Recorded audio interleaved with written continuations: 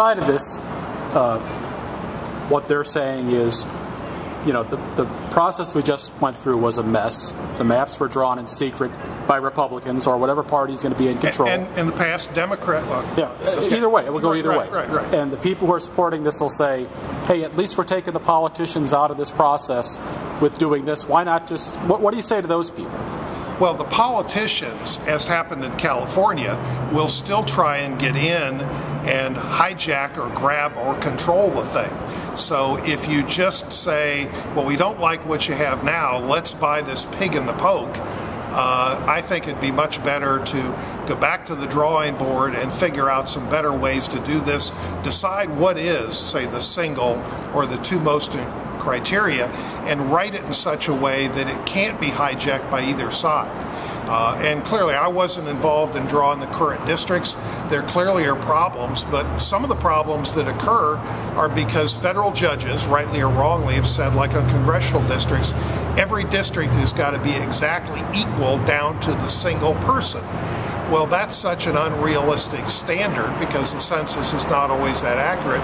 But when you make it that precise, that means in order to get 5 more people here and take 4 people away from here and add 6 here, you got to go splitting up neighborhoods and precincts, and it creates a map that's pretty crazy and pretty goofy. So are there problems under the current plan? Yes.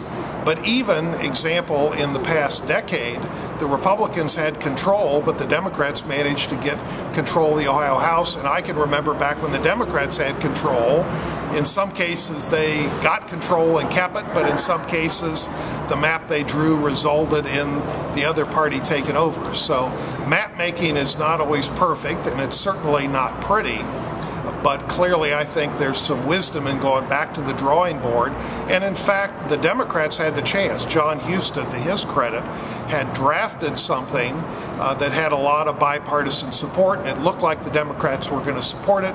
And then at the last minute they decided, no, we don't want to support this, because they thought we can, in 2010, have Ted Strickland win, we can control the auditor's office, and we don't want to give up that chance of grabbing for the prize.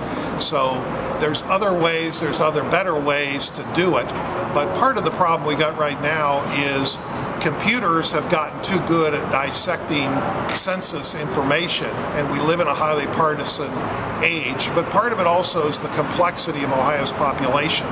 This is a very diverse state. We're not a state with just one population center and the rest of the state pretty much all the same. But because of Ohio's population diversity and the fact that some of the cities like Toledo have shrunk so much, it's hard for Toledo to maybe be its own congressional district because their population's down so much.